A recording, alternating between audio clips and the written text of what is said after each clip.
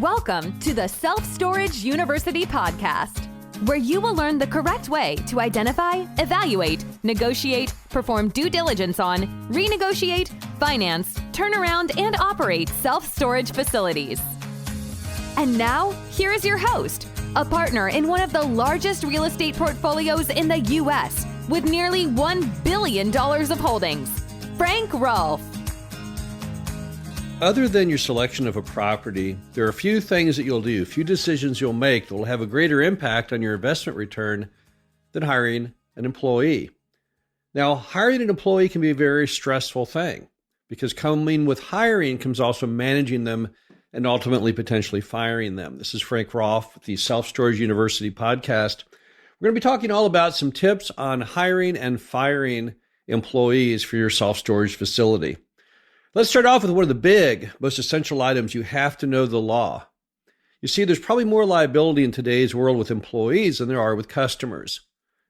If you talk to a lot of insurance agents, you'll soon hear many of their worst stories of recent litigation comes from employees who sue the owner of the facility.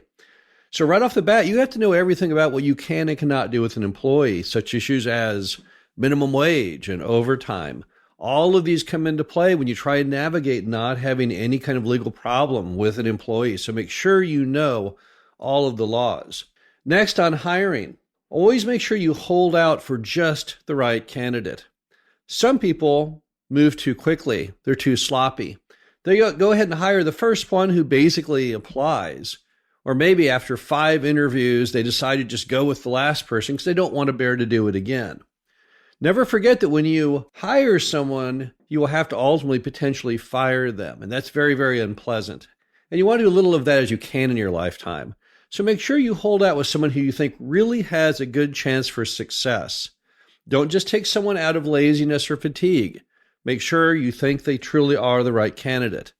We have found that our best managers come from having high energy. It seems to be one quality you can't train. Warren Buffett once said, without energy, you have nothing. And it's true. You've got to have people on your team that care and want to work, have a strong work ethic. So make sure that the candidate you're looking at you sense has lots of energy. If they don't, if they're just trying to get a paycheck, don't really care what happens, probably will not work out very well. Also make sure, if you can, in your state with the law, to use a probationary contract of employment. This allows you to give some time to see how they actually perform before you're bound under a full employment agreement. So check out in your state the ability to put someone on a probationary agreement. Maybe they work for you for 30 days or some period of time, where it's much easier to fire them if things don't work out. And that's true for both parties, because possibly they won't enjoy the job either. Make sure that whoever you hire, that you adequately train them. You can't just throw someone into that facility and say, okay, now you're the manager, do great things, make everything successful. They will have absolutely no idea what they're supposed to do. So show them how each system works.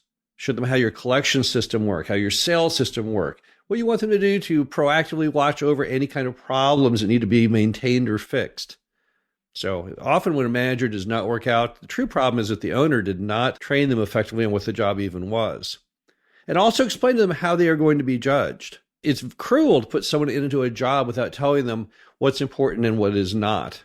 So if you're going to go through the trouble of hiring that manager, make sure that you also, along with that, tell them what's important to you. What are the key items? What are the profit drivers of the business? And then how they will be judged on those. Also make sure that you communicate their performance to them continuously.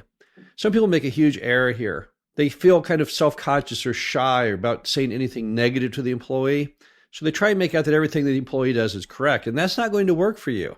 It doesn't work if you tell someone they're doing a great job when they truly are not.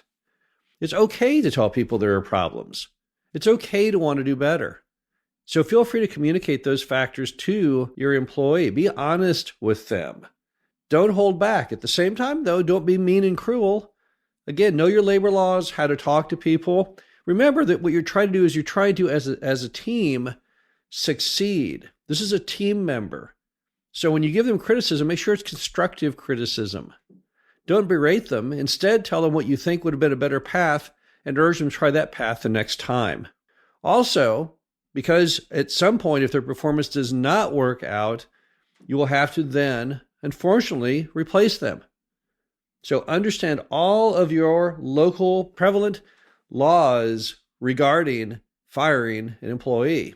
In some states, you may have to give them plenty of due notice that you don't like the way their job is going. Perhaps we're on a performance incentive plan or something that A, shows that you're unhappy, and then B, explains to them what a good job would look like. But make sure, whatever the rules are in your state, that you follow them to the letter, because it is very, very important. You do not want to get crosswise with any labor law in today's America. Now, let me tell you some stories of great managers that we've had, because we've had managers that have gone in there and they have taken a property that was not performing and they have turned right around and suddenly made that one that is right on budget.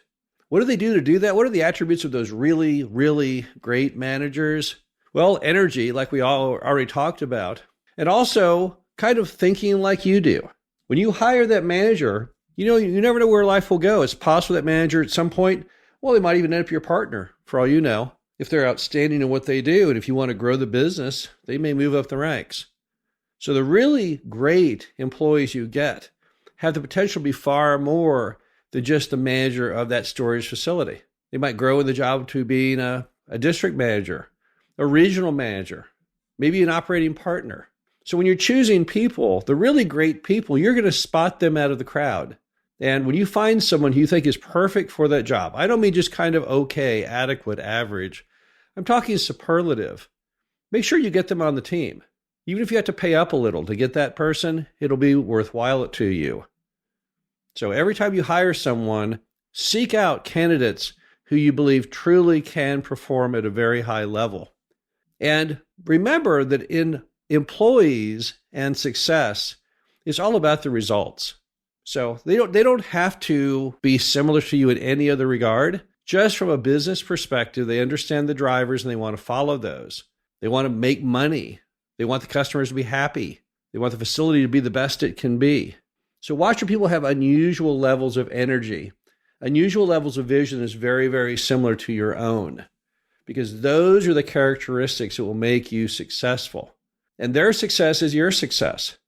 Looking back on some of the best people we've ever had, one thing I would say, if you looked at them, is they're not all the same. They don't physically look the same. They don't have similar backgrounds, but they all had one thing in common. And that thing was the energy to have a superlative performance. And these are people that when you talk to them, they immediately start telling you with simplicity and with 100% clarity exactly what's going on in the business, what's going right, what's going wrong. A big part of that is just raw honesty.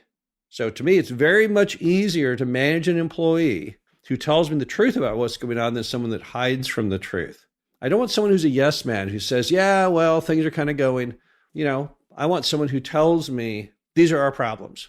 Bam, bam, bam. These are the solutions. Bam, bam, bam. Someone who's telling me how that business works. So when you find that kind of a person who has that kind of clarity of mission and has that kind of energy, those are the good managers for you to always keep, because they're the ones who will succeed.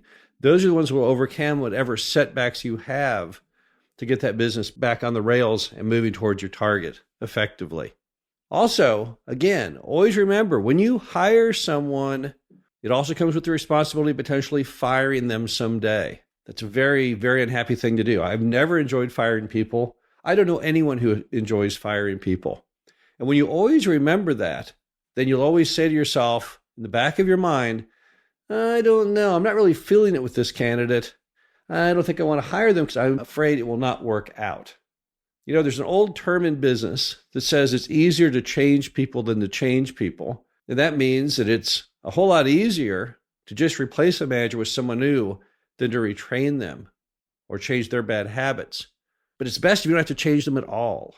So when you're out there hiring, try and choose people who can do a great job, people who have the energy, people who you can work with, people that you entrust to steer your storage facility to do great things. That's the happy thing to do. I would much rather have one employee forever on that facility than burning through a number of people. And so many times when you burn through people, part of the problem is your own, because you did not do a good job in hiring them and training them and managing them. And that's just not ever going to work for you. So again, this is Frank Rolfe with the Self-Storage University podcast. Remember, that people, managers, are one of the most important tools you have to success. And make sure to give that enough adequate consideration and time and effort that you only choose great managers. Hope you enjoyed this. Talk to you again soon. Thank you for listening to the Self-Storage University podcast.